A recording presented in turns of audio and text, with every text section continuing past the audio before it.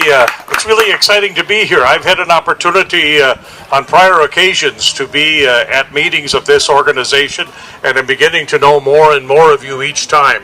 And it's really an enjoyable experience to watch what's happening and to engage you in conversation about your experiences. Roger asked if I could share some history.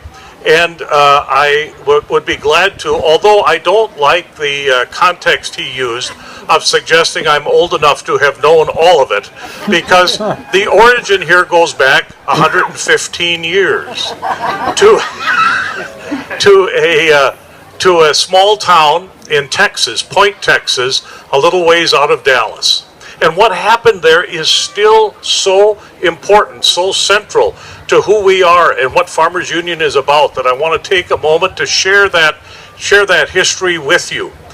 There are several books written on this subject if you are interested in really pursuing the history of the farm organization. But what happened then was that a group of men, and don't attack me later, because back then it was the boys and not the girls that got this stuff going. That's how it worked back then. But these people came together, and they had a common concern. They found that the price that they received for the hogs when they brought them to market wasn't enough money to pay for the hauling of the hog from the farm to the slaughter plant. Not even the transportation would get covered. They were being docked quality on their grains by an elevator system that was cheating them out of their high quality and blending it with low grade product and not giving them a premium for what they had. They were suffering as a result of the lack of adequate transportation by the railroad industry, who would not provide adequate access to the central markets for their products to be transported. There was a common theme that emerged from these conversations. There was a great deal of frustration with the insurance companies, with the railroads, and with the banks, who were all seen as representing the threat to their livelihood, the threat to their way of life, the threat of their purpose, and their other farmers and ranchers in their community from survival. It was, interestingly, not so much different than what we see today in the conflict between the rich and the average, the extremely wealthy and the normal. It's that same struggle. But what they emerged from there with was an understanding that we needed a farm organization that really had three primary purposes. And I'm going to present them not in any order of priority, but there are three of them, so I'll just start with legislation.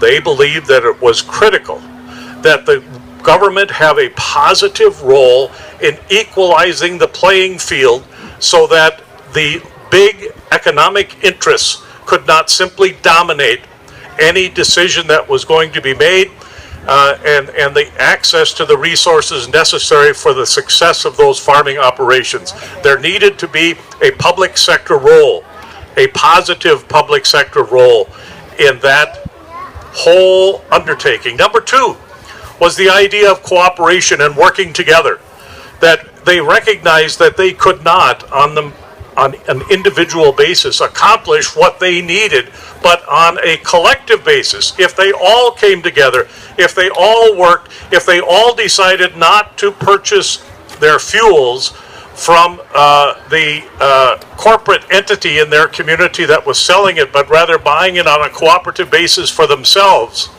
they had power. They had economic power. The third element, and this is such a critically important one, was education. The need to continue to tell the story to ourselves, to our children, and to members in the community. They all need to know, because it's too easy to forget. It's too easy to ignore the value of that history and all of a sudden come to a point where we say to ourselves, you know, we don't really need the Farmers Union. We don't need those cooperatives. We don't need to work together that way anymore. The times have changed. Well, the times have not changed a bit. There is still that same struggle. There is still that same pressure that is exerted by economic interests in an unhealthy way on our economy. We've been under attack as a National Farmers Union over the years. Many of you may remember reading about the McCarthy era, in which a senator from Wisconsin, in all deference to our friends from Wisconsin here today, went on a witch hunt and accused the Farmers Union of being communist. And in that context, in those years, that was a horrible thing to be accused of. And we had to defend ourselves. And many people were caught up in that fight, including people in leadership in North Dakota. And a senator emerged from that process, a powerful senator for our interests, Usher Burdick, and later Quentin Burdick, who led that fight to protect the integrity of who we were. I raise the point simply to say it's not been an easy process, but it's been one that people have committed themselves to and worked for many, many years. On the cooperative side, to really reaffirm what Roger talked about, if you read some of the history, you will find that there were any number of initiatives created by these farmers to try to solve some of their needs that failed miserably. But they kept coming back. They kept learning the lesson. They kept trying over again. And there emerged a tremendous system of product supply and marketing opportunity, of mutual insurance, of a whole variety of services that were important to farmers and that provided a supplemental source of income to the farm organization. So that's what you're a part of here. That's the history that brings us to this place.